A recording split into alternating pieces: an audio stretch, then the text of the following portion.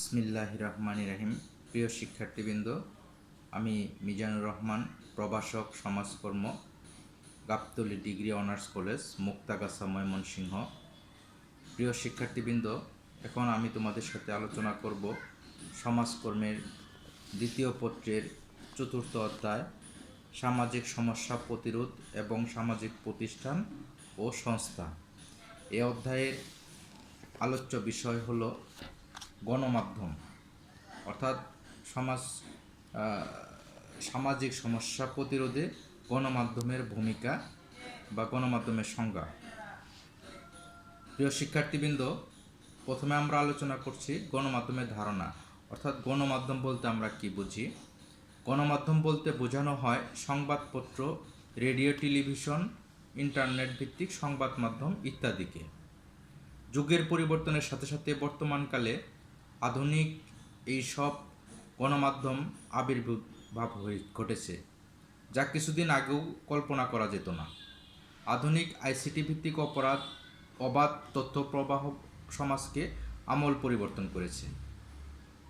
Oxford dictionary of sociology গ্রন্থে গণমাধ্যম সম্পর্কে বলা হয়েছে, গণমাধ্যম বা গণযোগাযোগ হল বৃহৎ আকারের প্রতিষ্ঠানসমূহ যারা তাদের নিজস্ব প্রযুক্তি ব্যবহার করে বৃহৎ জনগোষ্ঠীর সাথে যোগাযোগ রক্ষা করে।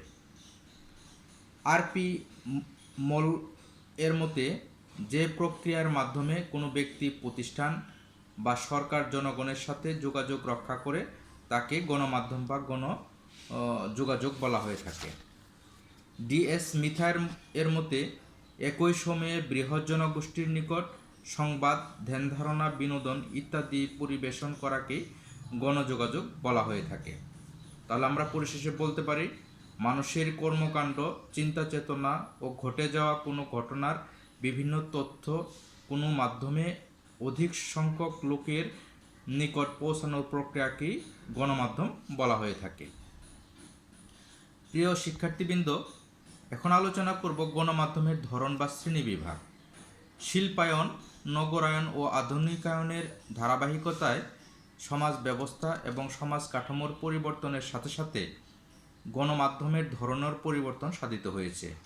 বর্তমান সময়কে জয় করেছে গণমাধ্যম। বিভিন্ন মনীষী বিভিন্ন সময়ে গণমাধ্যমের আলাদা আলাদা প্রকারভেদ নির্ণয় করেছেন। Chester B. বার্নার্ডের তার গ্রন্থ দি ফাংশন অব দ্য এক্সিকিউটিভ কমব্রিজ মাস এ গণমাধ্যমকে দুই ভাগে ভাগ করেছেন। একটি হলো প্রত্যক্ষ বার্তাগ্রাহী গণমাধ্যম, আর হলো পরোক্ষ গণমাধ্যম। তাহলে আমরা প্রথমে আলোচনা করব প্রত্যক্ষ বার্তাগ্রাহী গণমাধ্যম বলতে কি বুঝি বা কাকে বলে। যেসব গণমাধ্যম দ্বারা সরাসরি জনগণের নিকট তথ্য পৌঁছে দেওয়া হয় তাকেই প্রত্যক্ষ বার্তাগ্রাহী গণমাধ্যম বলা হয়ে থাকে। আর এগুলোর মধ্যে হলো প্রথম হলো মুদ্রিত মাধ্যম, যেটা হলো সংবাদপত্র, বই, পুস্তক বা সাময়িকী। আর দ্বিতীয়ত হলো সনাতনী মাধ্যম, যেটা ছিল লোকসঙ্গীত, মঞ্চনাটক বা মঞ্চযাত্রা ইত্যাদি কার্যক্রম। 3 হলো শ্রবণ মাধ্যম, যা রেডিও এবং মাইক্রোফোন ইত্যাদি। 4 হলো শ্রবণ দর্শন মাধ্যম, টিভি, ডিভিডি, চলচ্চিত্র ইত্যাদি। অর্থাৎ এইসব মাধ্যমে মানুষের কাছে মানুষের খবর বা বিভিন্ন তথ্য প্রচার করা হতো।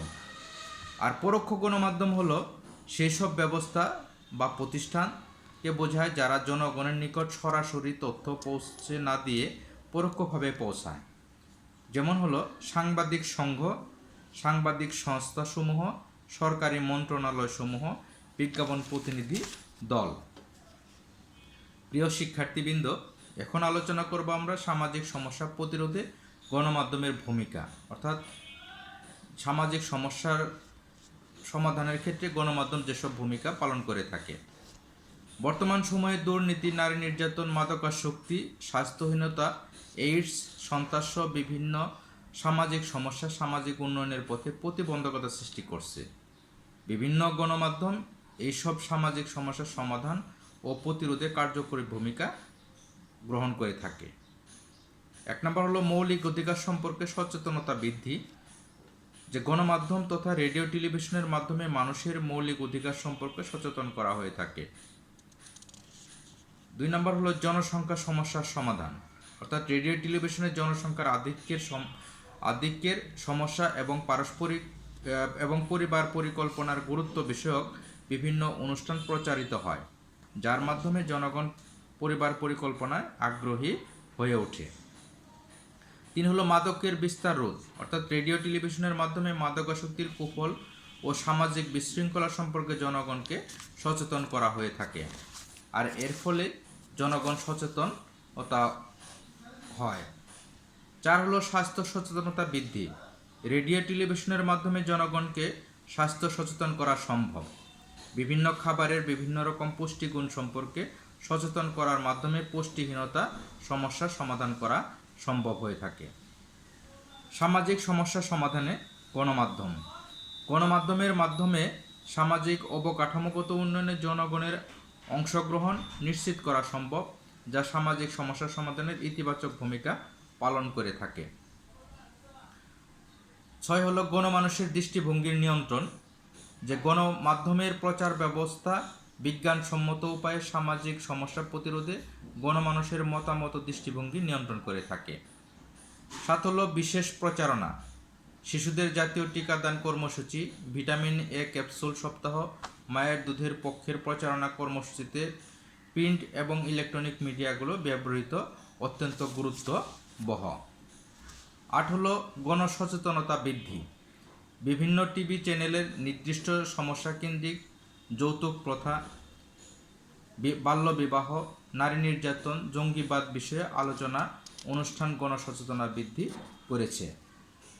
9 হলো ইতিবাচক দৃষ্টিভঙ্গি সৃষ্টিতে নির্দিষ্ট সামাজিক সমস্যাকেন্দ্রিক দিবস পালন করা হয়, ফলে মানুষের এইসব বিষয়ের নেতিবাচক দিক বর্জন করে ইতিবাচক দিকগুলো গ্রহণ করে থাকে। 10 হলো সামাজিক পরিবর্তনে যে কোনো সমাজ বিরোধী বিষয়ে লেখকের বক্তব্য সামাজিক পরিবর্তনের গুরুত্বপূর্ণ ভূমিকা পালন করে থাকে। এগুলো হলো গণমাধ্যমগুলো সামাজিক সমস্যা প্রতিরোধের বিভিন্ন রকম ভূমিকা পালন করে থাকে। প্রিয় শিক্ষার্থীবৃন্দ, এখন আমরা আলোচনা করব আইন প্রক্রিয়া সংস্থা, অর্থাৎ সামাজিক সমস্যা সমাধানে আইন প্রক্রিয়া সংস্থাকে কিভাবে সংজ্ঞায়িত করা হয়েছে এবং এর ভূমিকাগুলি কী। আইন বিভাগ কর্তৃক প্রণীত আইন যেসব সংস্থা কর্তৃক সামাজিক ও রাষ্ট্রীয় শৃঙ্খলা বিধানে প্রয়োগ করা হয় তাদেরকে আইন প্রয়োগকারী সংস্থা বলা হয়ে থাকে, যেমন হলো police, Ansar, VDP, border guard of Bangladesh ইত্যাদি। দেশের সার্বিক শৃঙ্খলা প্রতিষ্ঠায় আইন প্রয়োগকারী সংস্থার ভূমিকা অনন্য। সামাজিক সমস্যা সমাধানে আইন প্রয়োগকারী সংস্থার যেসব ভূমিকা পালন করে থাকে, আইন সকল প্রকারের অপরাধ ও অপরাধীকে নির্মূল করে থাকে। আইনের শাসন প্রতিষ্ঠা সামাজিক সমস্যা সমাধানের পূর্ব শর্ত। সমস্যা মানুষের সার্থক জীবনযাপনকে বাধাগ্রস্ত করে অনাকাঙ্ক্ষিত অবস্থার সৃষ্টি করে সমাজের সার্বিক মঙ্গল ও কল্যাণের পথে বাধা হিসেবে কাজ করে থাকে। সামাজিক সমস্যা সমাধানের কল্পে আইন প্রয়োগকারী সংস্থার যেসব ভূমিকাগুলি পালন করে থাকে তার মধ্যে প্রথম হলো আইন প্রয়োগকারী সংস্থা সমাজস্থ মানুষের মৌলিক অধিকার নিশ্চিত করার জন্য কার্যকরী পদক্ষেপ গ্রহণ করে থাকে। 2 হলো আইন প্রয়োগকারী সংস্থাসমূহ সমাজের আইনের অনুশাসন নিশ্চিত করার জন্য কাজ করে থাকে। 3 হলো আইন প্রয়োগকারী সংস্থা মানবাধিকার রক্ষার জন্য বিভিন্ন কর্মসূচি বাস্তবায়ন করে থাকে। 4 হলো নারীর অধিকার রক্ষার্থে আইনের প্রয়োগ করে থাকে। 5 হলো শিশুর স্বাস্থ্য রক্ষা এবং শিশুর অধিকার নিশ্চিত করার জন্য গুরুত্বপূর্ণ ভূমিকা পালন করে থাকে। 6 হলো নারীর অধিকার ক্ষমতায়ন নিশ্চিত করার মাধ্যমে যৌতুক বিরোধ প্রচারণা করে জনসচেতনতা তৈরির পাশাপাশি আইনানুগ ব্যবস্থা গ্রহণ করে থাকে। 7 হলো মানবতা বিরোধী কর্মকাণ্ড সমূহ গণমাধ্যমের দ্বারা প্রচারণার মাধ্যমে সামাজিক সচেতনতা বৃদ্ধিতে সহায়তা করে থাকে। 8 হলো বাল্যবিবাহ একটি সামাজিক বিধি যা মানুষের জন্য ক্ষতিকর ও আইনত দণ্ডনীয় একটি অপরাধ যা নির্মূলের জন্য কাজ করে থাকে। 9 হলো দুর্নীতি সমাজ উন্নয়নের প্রধান অন্তরায়, সমাজের মধ্যে বিভিন্ন রকম দুর্নীতি নির্মূলের জন্য আইন প্রয়োগকারী সংস্থা গুরুত্বপূর্ণ ভূমিকা পালন করে থাকে। 10 হলো অপহরণ, হত্যা, লুণ্ঠন ও নানা রকম সন্ত্রাসী কর্মকাণ্ড প্রতিরোধে আইন প্রয়োগকারী সংস্থা অন্যতম গুরুত্বপূর্ণ ভূমিকা পালন করে থাকে। তাহলে আমরা পরিশেষে বলতে পারি সামাজিক সমস্যার প্রকোপ থেকে সমাজকে রক্ষা এবং একটি সুস্থ সমাজ গঠনে আইন প্রয়োগকারী সংস্থার গুরুত্বপূর্ণ ভূমিকা পালন করে থাকে। ধন্যবাদ প্রিয় শিক্ষার্থীবৃন্দ।